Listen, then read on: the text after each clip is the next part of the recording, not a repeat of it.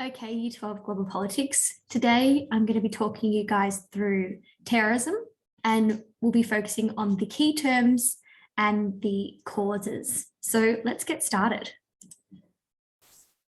So to start off with, in this outcome, we have a number of key knowledge dot points. We've got the causes, we have the responses, we have challenges to the effective resolutions, and key aspects of the crisis. What we also have are key knowledge and key terms. So the key terms for this outcome are crisis diplomacy, globalization, unilateralism, and international cooperation. What sometimes happens in this outcome is that there are questions that actually directly relate to some of this key knowledge, and they use the key terms. So, for example, they may ask for you to evaluate the effectiveness of a unilateral response or international cooperation, or discuss how globalization has impacted this global crisis. So, or they can sometimes throw in these key terms rather than just getting you to explain them. So that's a really important point to think about. And sometimes what also has happened is that they actually use these key skills as questions. So in the 2020 Global Politics paper, they actually asked students to explain the causes of one global crisis. So you do need to be able to kind of look at these skills and go that these could actually be possible exam questions, to analyze the key aspects, evaluate the effectiveness of responses, or to analyze challenges. So they are all potential exam questions. I think I heard a teacher say last year that the 30 or 40% of the exam they said about 1/3 of the exam actually had relied on these skills. So, that could be something to think about. Also in the study design are some little points that you could actually use in your essay as, topic sentences, or that could maybe give you some insight into how you could approach some questions. So what I kind of want you to focus on is this dot point here. And the blurb is accessible. So, there could be parts here that they may use, but given there are a number of schools that do different global crises, you may find that, they're not actually going to specifically refer to terrorism here. But this could be used as, a topic sentence, or it could be used within your short answer questions. So what they say about terrorism is a widespread feature of contemporary global politics. Students come to understand that terrorism has become more significant due to the perceived effectiveness of asymmetrical warfare. So remember, that's a key concept. So that's a key aspect. So we need to be able to actually, discuss the effectiveness of asymmetrical warfare and, why terrorists decide to use it. You also need to understand the process of globalization facilitating global reach. And we know this from, ISIS, that they have been able to use the internet to expand their reach and expand, recruit people. They've been able to use the internet to, build more of a following. Also, they consider whether terrorism is effective in achieving its aims and the reasons why some groups resort to violence to achieve their objectives. So that kind of goes back to asymmetrical warfare, that we've got these terrorist groups don't have the same kind of military capacity as countries do. So they have to kind of resort to these unconventional methods to achieve their goals, as opposed to, fighting in conventional ways. So yeah, those are probably really kind of relating, I guess, to asymmetrical warfare. And then it says here, some students consider key aspects of terrorism, including non-state terrorism and terrorism as an instrument of state policy. So the key aspects really are what makes this crisis unique. And, terrorism is different to climate change and armed conflict. And, it's because of those key aspects, because of asymmetrical warfare, and because of non-state terrorism and terrorism as an instrument of state policy. All right, so let's keep going. We're going to start looking at the key terms because they could be used in short answer questions or in your essay. So the first one is crisis diplomacy. with crisis diplomacy, it is negotiations between global actors in the global political arena in response to an immediate crisis. So, something has happened and they immediately respond. So this was seen in 2013, the United Nations Security Council. There was a chemical weapon attack in Syria, and this happened in August. And then in September, the Security Council all met, and they discussed a resolution, and that was Resolution 2118 in relation to the framework for elimination of Syrian chemical weapons during the Syrian civil war. It also successfully passed. So they all negotiated, and the immediate crisis was this chemical weapon attack. And, it was a month, but it did result in, they did respond essentially immediately here. Okay, the next key term is international cooperation. This is when global actors work together to achieve common ideals and goals. So they are all working together with a common goal. They've got something in mind that they all want to work towards. So here, what we have is when it's more than one actor. It's, it could be bilateral or multilateral, where it's, a large group of global actors. So we have the Global Coalition Against Islamic State, and that was set up in 2014. There's about 83 states that all signed on to that. And this was in response to the threat of ISIS. And it was led by the US, the Secretary of State, John Kerry. And, they all had a common goal. And the common goal was to defeat the ideology, the funding, and the recruitment of ISIL or ISIS. So yeah, they all had a common goal, and they all were working together for this. Also, we have Operation Inherent Resolve, which was established by the US, which was international cooperation because, a number of states were involved, and they all had a common goal to fight ISIS. So that's really here, international cooperation, when it's more than one global actor all working together for something. Another key term here is unilateralism. So unilateralism refers to the policy of a state acting alone with little regard for the views or the interests of other global actors. So acting alone really is the key part here. They are just working by themselves, and they're not, getting help from others. It's just them. We have a few different examples here, and you would all be familiar with this example with China, as we have looked at this in outcome 2 of Unit 3, that China has established re-education camps where there's 1 million people living there. And this is in response to the 3 evils: separatism, terrorism, and secession. So they have all decided to, their goal here is to defeat these radical, the radical Uyghurs who have committed terrorist attacks, which, happened in 2013 and 2014. So that's a unilateral response. No other global actor is working with China on this. It's only China trying to, remove terrorists in Xinjiang.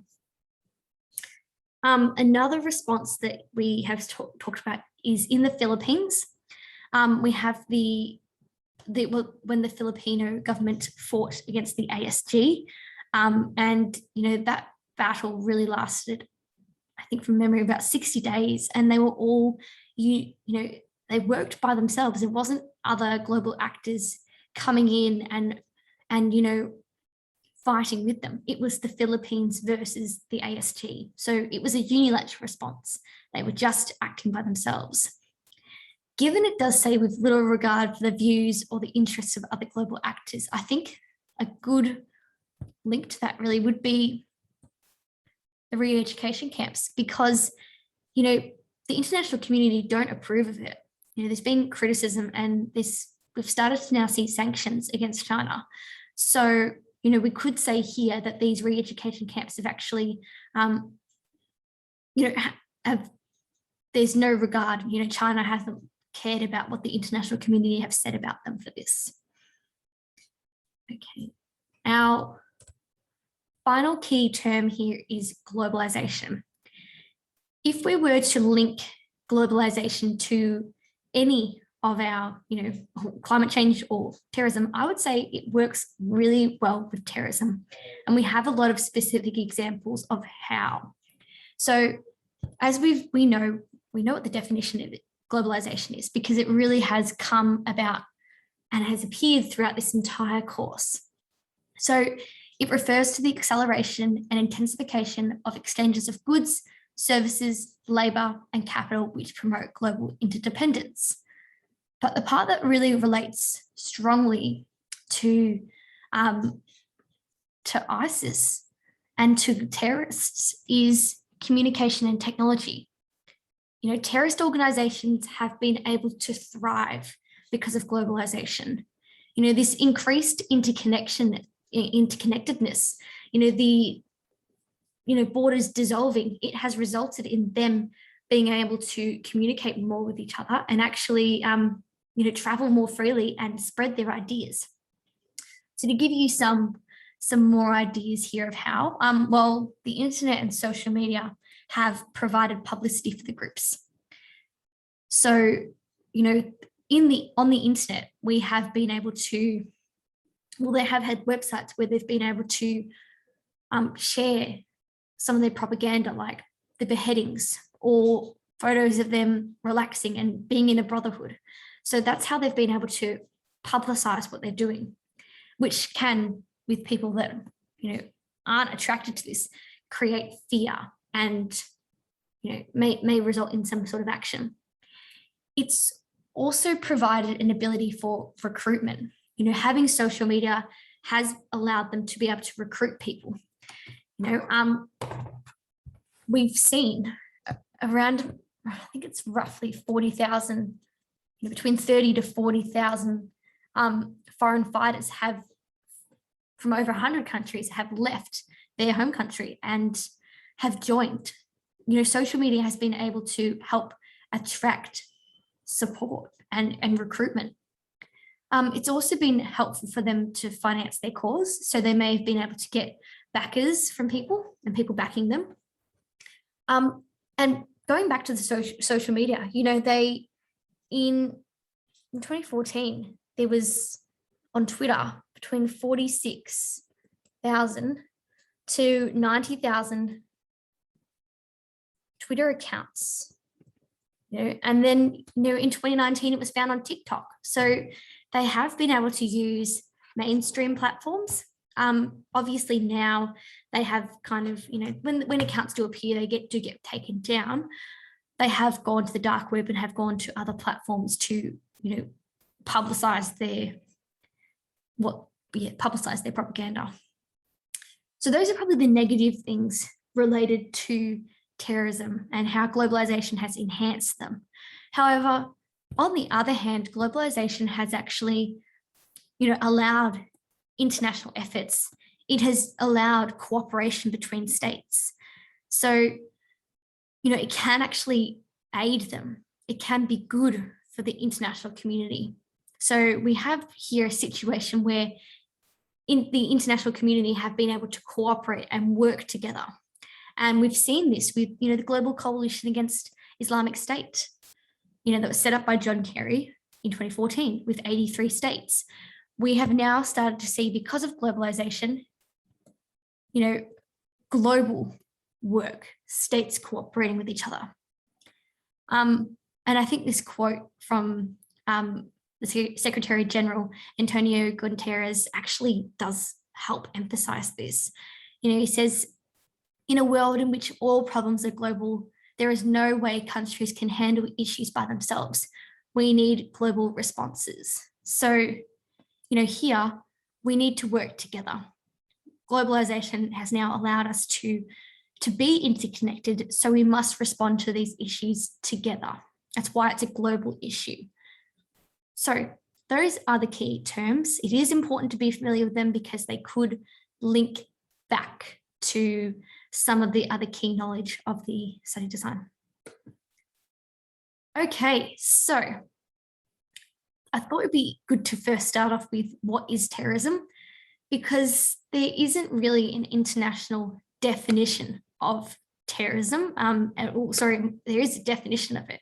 It's just more that it's disputed. There's countries that have different ideas of what it means. So I guess the one that we can probably think of as being kind of widely accepted, though, is that it's using violence against civilians to force a state to accept a political objective. You know, it may be that they want the state to withdraw from a certain piece of territory, or to destabilize the state in a bid to change the government. So it's basically to have some sort of political outcome. The media is important for terrorism. You know, they do publicize their attacks, and also the media publicize their attacks. You know, every time there's an attack that occurs, we see it appear on the news, and that can, in some ways, help their cause, because it is publicizing what they've done. Terrorism can also be employed by non-state organizations. So basically that they aren't linked to a state, they are operating out, you know, without links to a government. So, you know, across the world, there are many, many non-state terrorist organizations. ISIS is obviously a very common one, and ISIS now have got cell groups. So they've actually got other groups that have kind of broken away from, you know, basically they're all scattered across the world. And there's others like Boko Haram. Also, terrorism can be used by a state. It can be classified then as state terrorism or state-sponsored terrorism, and this basically looks like a state, you know, I guess funding a terrorist organization, or mainly sponsoring a terrorist organization. We will get to the key aspect of terrorism as an instrument of state policy, but state-sponsored terrorism is another, basically to show you that terrorism is not just non-state groups, but it can also be governments. And we've seen this through Iran sponsoring Hezbollah in Lebanon, and you know, other governments have also been listed as state sponsors of terrorism, such as North Korea, Iran, Sudan, and Syria. Okay, so let's get into the actual causes of terrorism. There are many causes here. You know, according to this graphic, there's many reasons why we may have a terrorist organization. So, you know, we've got the ideological factors, you know, that they are extremists. We have socioeconomic factors, you know, that there's poverty, environmental disasters or disease, local grievances, you know, they want independence. They may want to unify. There could be conflict. So there's insurgency or territorial gains. It could be religious reasons. You know, they are a fundamentalist religious group, or sectarian violence. And finally, psychological factors like repression or the ethnic identity. So there's a number of reasons why we have terrorist organizations. I'm just going to talk you through I guess 4 main ones that relate specifically to ISIS. Okay, so we have extremist ideology, and this just means that, you know, that they may have, you know, an extreme ideology, as it sounds. And in this case, for ISIS, they want the return of a sunny Islamic world. So, and they have a very strict interpretation of this ideology. They would like to rebuild or build an Islamic caliphate that spreads, you know, not only across Iraq and Syria, but across other parts of the world. And as part of this extremist ideology, they then use, you know, extreme actions, like they have extreme punishment, public executions, and, you know, other kind of extreme forms of violence. In addition to this, they also promote violence against those who don't agree with their interpretation, which leads to then more attacks internationally. So that's how this cause contributes to terrorism, because if people don't believe in their extremist ideology, it results in more attacks. And finally, they want to, restore, by returning to this sunny Islamic world, they want to, restoration of history. They want to, go back to where they once were, and this may be through, establishing other cells across the world. But ultimately, the way it contributes to terrorism is that, they are building an Islamic state, but also that they will attack people that don't believe in their ideology.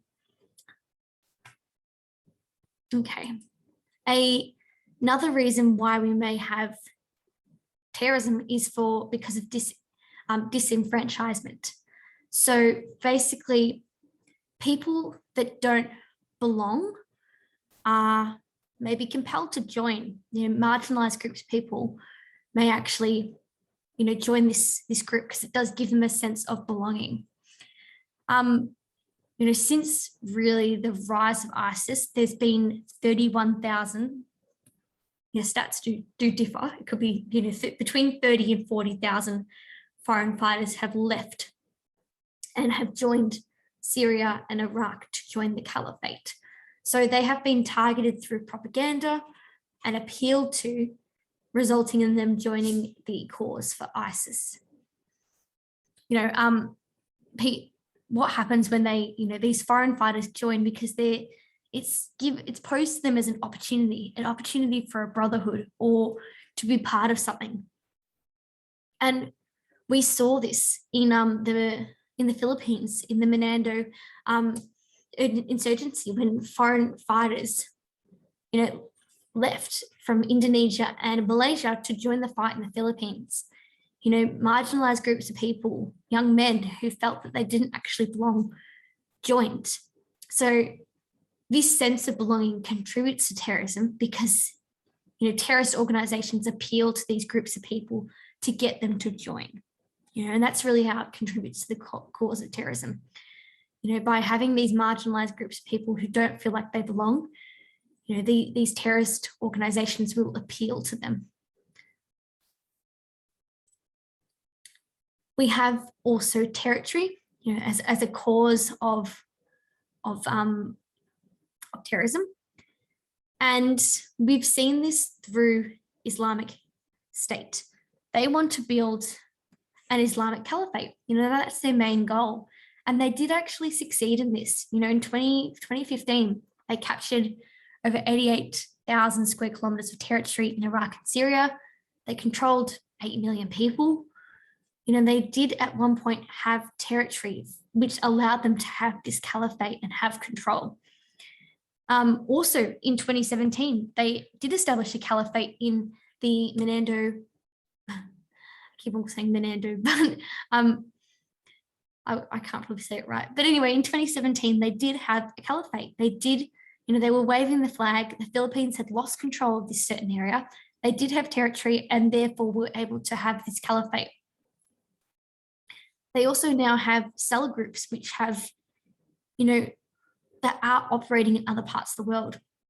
So they have in some parts of the world, especially, given that at one point they did have territory in Iraq and Syria, this concept of having territory has been in some parts and sometimes been achieved. However, we do need to acknowledge that they weren't completely successful because, in March 2019, they did lose territory in Iraq and Syria.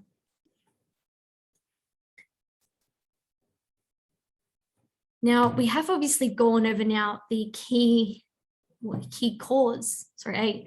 term, which is globalization. And globalization has helped cause terrorism in some ways because, because of terrorism, these organizations have been able to recruit and spread their ideology across the world, which has exacerbated the crisis. So, because they can communicate, it has allowed recruitment and it has allowed ideology to spread. We've seen this with ISIS. They have, at one point, they had 11,000 Twitter accounts in 2014. The organization then were able to recruit up to 40,000 foreign fighters from 90 countries. Now, you're probably noticing that the foreign fighter statistics are varying. It's because they don't actually know for certain how many have left. So that's why I kind of say, between 30 and 40,000. And globalization has allowed them to recruit and spread its ideology to allow them to gain more followers and carry out attacks. So globalization has helped contribute to the crisis. And finally, in relation to Syria, we have seen, well, the reason why they really kind of gained some sort of power was really because of the Syrian civil war. We know that with some of these terrorist organizations that they thrive and they take advantage of these kinds of situations like this. So in 2011, there was a series of pro-democracy protests that took place across the Arab world, and one of them took place in obviously Syria. So in Syria, it ended up being a civil war, as it ended up becoming a fight between the rebels and the pro-Assad forces.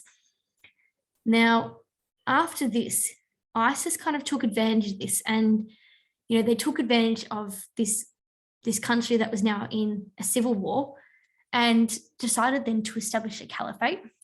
And they did take control then of parts of Syria and Iraq. And 88,000 square kilometers of territory was taken control of. So the war did contribute to terrorism because some parts of the country were ungoverned, which did create an opportunity for ISIS to attack and recruit. So in today's video, we have covered the causes of terrorism, and we have also covered the key terms. So I hope that was helpful for you guys. I hope you got something out of it. If you have any questions, just let me know, and thank you for listening.